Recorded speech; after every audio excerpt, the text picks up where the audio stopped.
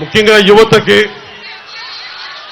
మన చంద్రబాబు గారితో పశ్చిమ గోదావరి జిల్లా తణుకులోను నిడదవోలు మీటింగ్లోను అలాగే కోనసీమ మీటింగ్లో తూర్పు గోదావరి జిల్లాలో ఉమ్మడి తూర్పు గోదావరి జిల్లాలో ఒకటే మాట్లాడా.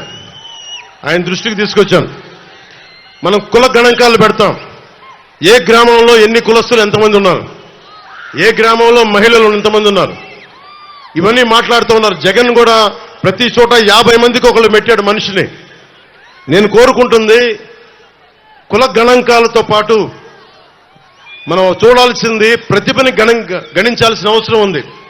ఎవరికి సమర్థత ఉంది, ఎవరికి ప్రతిభ ఉంది, ఎవరికి అంటే ప్రతిభా గణాంకాలు, సమర్థత గణాంకాలు, అభిరుచి గణాంకాలు.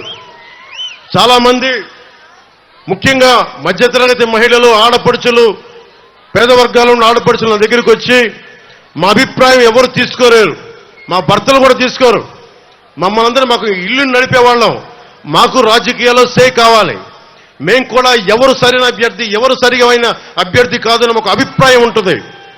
ఈసారి మా భర్తల్ని మా ఇంట్లో లక్ష్య పెట్టకుండా కూటమికి ఓటేస్తాం, మిమ్మల్ని గెలిపిస్తామని చెప్పారు. అలాంటి మహిళా అక్క చెల్లెలకి, ఆడపడుచులకి, యువతులకి నేను మాటిస్తున్నాను. అమ్మ రేపు పొద్దున మీ అందరికీ కూడా గణాంకాలు నిర్వహిస్తాం. కేవలం కుల గణాంకాలు కాదు, ముఖ్యంగా ఆడపడుచులకి నేను పశ్చిమ గోదావరి జిల్లాలో ఒక చిన్న గ్రామంలో అక్కడ లేసులు చేస్తారు. ఆ లేసులు ఎక్కడో జర్మనీకి ఎక్స్పోర్ట్ చేస్తారు. ఇంట్లో కూర్చొని వంట వార్పుతో పాటు పిల్లలను చూసుకోవడంతో పాటు ఆ లేస్ ఎక్స్పోర్ట్ చేయడం వల్ల నేను దాదాపు 30 సంవత్సరాల క్రితం చూసేవాడిని. ఆ లేస్తో పాటు డబ్బులు సంపాదిస్తారు. చాలామంది మహిళలకి, ఆడపడుచులకి మీరు కేవలం వంటింటికే పరిమితం అవ్వాల్సిన అవసరం లేదు. మీకు కూడా ఆర్థిక పరిపుష్టి కావాలి, మీకు ఏదైనా నేర్చుకోవాలని తపన ఉంటుంది. బిడ్డలు ఒక వయసుకు వచ్చిన తర్వాత మేము ఖాళీగా ఉండకుండా మాకు కూడా ఏదైనా పని కావాలి, మాకు కూడా డబ్బు సంపాదించాలి. నాకు మా అక్కలు చెప్తా ఉంటారు, మా అమ్మ చెప్తా ఉంటుంది, మా వదిన చెప్తా ఉంటుంది. నేను ఎందుకని చెప్తున్నాను, ఆడబిడ్డలను అర్థం చేసుకునేవాడిని. నేను మీకు మాటిస్తున్నాను, మీరు ఏదన్నా ప్రతిభ నేర్చుకోవాలి, మీకు ఏదైనా ఒక స్కిల్ డెవలప్మెంట్ కావాలి, ఇంటికొచ్చి మీకు నేర్పించే విధంగా, ఇంటికొచ్చి వయోజన విద్య నేర్పించేలాగా, మీ కాలనీలో మీకు అందుబాటులో ఉండేలాగా స్కిల్ డెవలప్మెంట్ మేము చేసి పెడతామమ్మా. మేమందరం కూర్చోబెట్టి మీకు అండగా ఉంటాం. అలాగే మీ మీద ఒక్క రౌడీలు కానీ మిమ్మల్ని ఎవరు ఇబ్బంది పెట్టినా ఎస్సీ ఎస్టీ అట్రాసిటీ యాక్ట్ అంటే ఎంత భయపడతారో, మహిళల్ని ముట్టుకోవాలంటే అంత భయపడే బలమైన చట్టాలు తీసుకొస్తాం. ఉన్న చట్టాలని మరింత పటిష్టం చేస్తాం.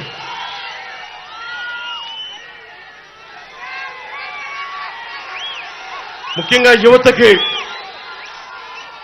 నేను మొన్న సభలో, కోనసీమ సభలో చెప్తా ఉన్నా. మొన్న మా అన్నయ్య చిరంజీవి గారు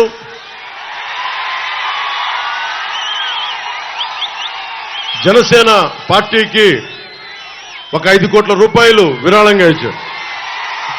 నేను ఆశించలా, ఊహించలా. అర్జెంటుగా రమ్మంటే హైదరాబాద్ వెళ్ళాను. ఆంజనేయ స్వామి సమక్షంలో ఆయన చేస్తున్న సినిమా ఆ సెట్లో ఆంజనేయ స్వామి విగ్రహం వెనక ఉండి ఆయన ఆశీస్సులతోటి ఒక 5 కోట్ల రూపాయలు ఇచ్చి ఒకటే అన్నారు, నువ్వు ప్రజల కోసం బలంగా నిలబడతావు, నువ్వు నీలాంటి వాడికి, ముఖ్యంగా కౌలు రైతులకి నువ్వు చేసింది నాకు నిజంగా హృదయాన్ని కలిచేసింది. ఎలక్షన్ టైంలో నీకు ఎంత పనికొస్తే నా 5 కోట్ల రూపాయలు నీకు ఇస్తా ఉన్నాను. అక్కడితో ఆకుండా రామ్ చరణ్ గారికి కూడా చెప్పారు. ఈ మధ్యనే వేల్ యూనివర్సిటీ డాక్టరేట్ పొందారు, ఆయనకి కూడా చెప్తా ఉన్నారు, ఇతను మన కుటుంబ సభ్యుడని కాకుండా సమాజానికి మేలు చేసే వ్యక్తిగా నువ్వు కూడా విరాళం ఇవ్వు అని.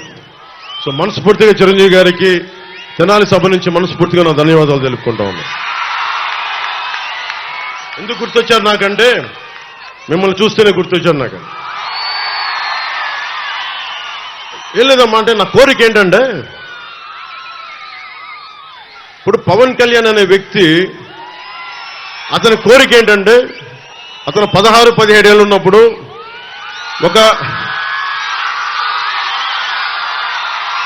ఒక 5,000 రూపాయలు సంపాదించే ఉద్యోగం వస్తే అద్భుతం అనుకునేవాడిని. 5,000 రూపాయలు. మా నాగబాబు అన్నయ్య లాయర్గా చదువుతూ ఉండేవాడు, లా చదువుతూ ఉండేవాడు. నాకు మా నాన్నని కానిస్టేబుల్గా ఉద్యోగం ప్రారంభించిన వ్యక్తి. నేను కనీసం ఒక ఎస్ఐగా చదువుదాం అనుకుని, ఎస్ఐగా ప్రారంభిద్దాం అనుకున్నాను. మా నాన్న కోరిక అది. కనీసం నేను ఒక డిఎస్పీగా రిటైర్డ్ అవుతాను ఆయన కోరిక. అంటే మాకు ఊహించుకోండి, మా మ్యాక్సిమం థాట్ అంతకుమించి లేవు మాకు. మా అన్నయ్య గారు యాక్టర్ అయినా కానీ నేను ఊహించుకోలే.